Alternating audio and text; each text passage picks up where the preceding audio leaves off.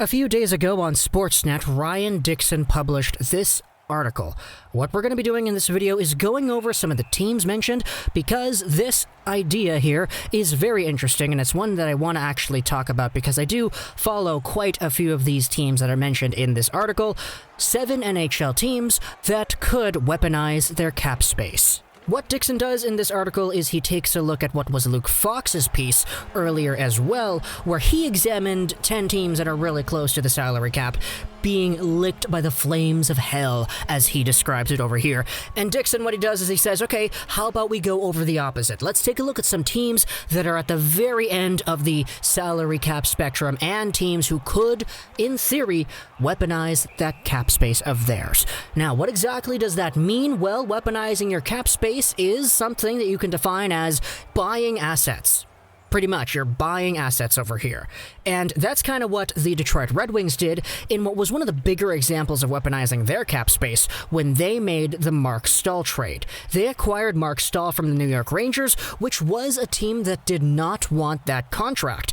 And Detroit said, hey, we're doing you guys a favor.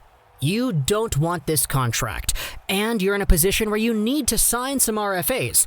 We're not really in that same boat, but we could deal with taking on a Mark Stahl. So in order to give us Mark Stahl, we're not just going to take him on for free now, wouldn't we? If you give us Mark Stahl in a second, we'll say yes. And that's exactly what they did, because the trade was Mark Stahl in a second for future considerations, which isn't really anything at the moment. So what the Red Wings did was they essentially bought a second-round pick using the money that a Mark Stahl's contract has. Now, that's obviously a very philosophical way to take a look at it, but essentially you're using your money to get some extra assets. Let's go over the 7 teams involved here in this article. The first one that is mentioned is that Detroit Red Wings. They have $15.2 million in cap space, and at the time of this recording, it's only really Anthony Mantha whom they have to re-sign. We've seen so many teams out there who have these undesirable contracts, and Steve Yzerman mentioned earlier in this offseason that he wants to take a look at some of these teams that do have those contracts. Now, he did say verbatim that he doesn't want to take advantage of these teams, but that's pretty much what he's doing, the way he describes it, taking a look at contracts that are undesirable and using your own cap space to buy assets, pretty much. So they did that with Mark Stahl, and Steve Yzerman is in a spot where he could very easily go out there and search for a few other options around the NHL market. Next up on the list, it's the Ottawa Senators. Now, the article goes over how the Sens have $13-something million in cap space, but they're in a little bit of a different situation. They re-signed Thomas Chabot to a boatload of money, and Brady Tkachuk is next too. Piled up with all the other signings they made, Matt Murray, they signed this guy to a contract extension, and they have the Evgeny Dadonov signing too.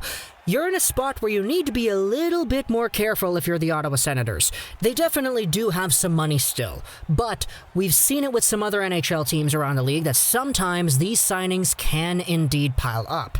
And in a few years, when you need to re-sign Tim Stützle to his very first post-entry-level deal, same thing with Jake Sanderson, things could get a little bit ramped up really quickly. But for now, of course, you guys still have a boatload of cap space, and even though you do have the opportunity to go out there and acquire some undesirable contracts, there has been a few question marks over the past few months as to whether or not Eugene Melnyk would actually give the okay in that, because of the history of him and being willing to actually pay players. It's kind of fishy. I don't want to say anything that'll get me in trouble here, but you know what I'm talking about. So for Ottawa, they definitely do have that potential. It's just whether or not we see them try to explore it is a different question.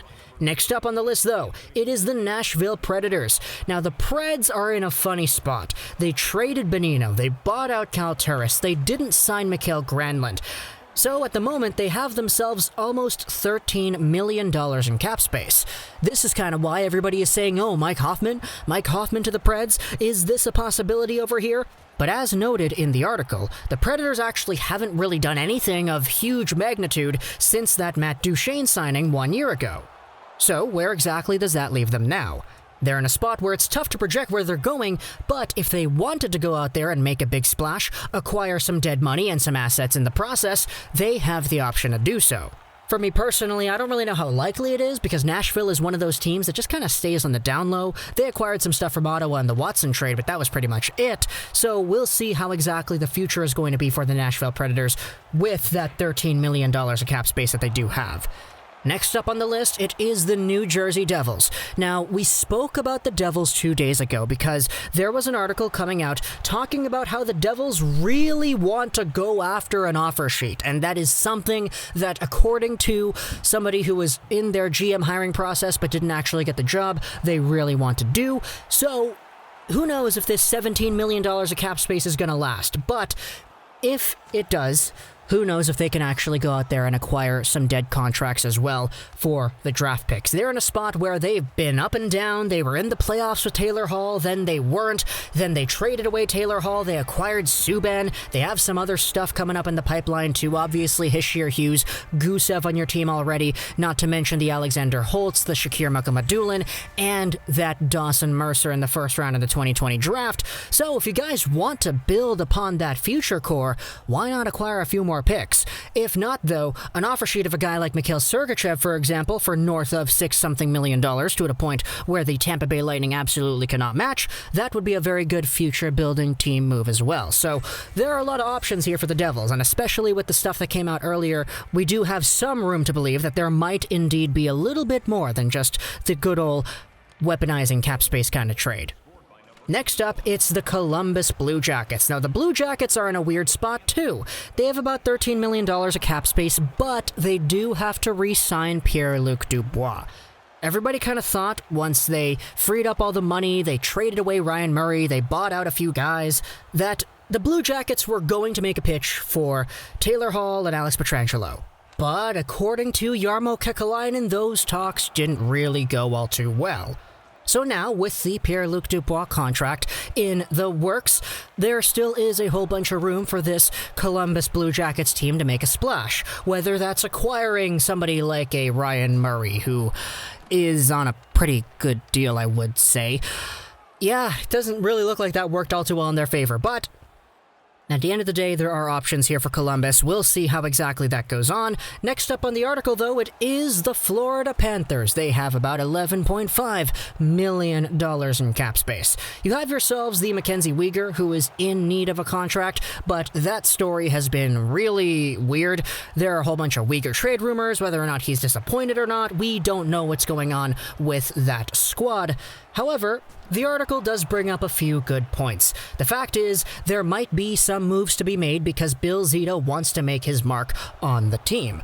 However, the fact that you signed Sergei Bobrovsky to that $10 million contract a while ago is exactly kind of why stuff ended up going this way. Halla's out, Hoffman's out. You guys got some cap space, so now that you're in a position where you lost out on these players, who knows where exactly the direction is now? Is it going for that weaponizing your cap space kind of move, acquiring an expensive player and getting some picks in return? Or do you hand the reins over and you say, okay, let's get some actually valuable guys. Mike Hoffman, come back here to Florida, play alongside of, I don't know, any of the great prospects the Florida Panthers have coming up into the system. Alexei Heponiemi, let's just throw a name out there for the sake of throwing a name out there. They certainly do have the money to pull something off like that, so we'll see where exactly that goes. Next up, finally, it is the Los Angeles Kings with $13.6 million of cap space. And it's actually noted here in the article that it's kind of funny how the LA Kings have so much cap space, even though they have $10 million of dead money chewed up by Dion Phaneuf and Ilya Kovalchuk. Yeah, that's not great, but you still have so much room to maneuver here. The Kings are so exciting because they're in a spot where they have all this potential, all these young prospects, all this youthful exuberance allowed to bolster that lineup in the next few decades. But right now, they have so much money to spend, and if they really wanted to, they could go the Detroit route, acquire a contract that's on for 1 or 2 more seasons, and say, okay, if you attach a second of that, we'll take it. Who knows where exactly that comes from, but there is the potential to do that. Or if you wanted to go the pseudo-Detroit way, you could say, okay, maybe a guy who isn't really all too expensive, but who is older and who does have that leadership experience, like, I don't know, a Bobby Ryan. I know it was a free agent acquisition by Detroit, but the same kind of rule applies. Come over to the Kings. You can help develop our guys over here. So there certainly are options, but I want you to talk to me in the comments what you think about these 7 teams. Detroit, Nashville, Columbus, Florida, LA, New Jersey, and the Ottawa Senators. Could you see these guys weaponizing their cap space? Because The reality is they have the ability to do that, so whether or not that happens is up for debate. So talk to me in the comments. I hope you enjoyed this video.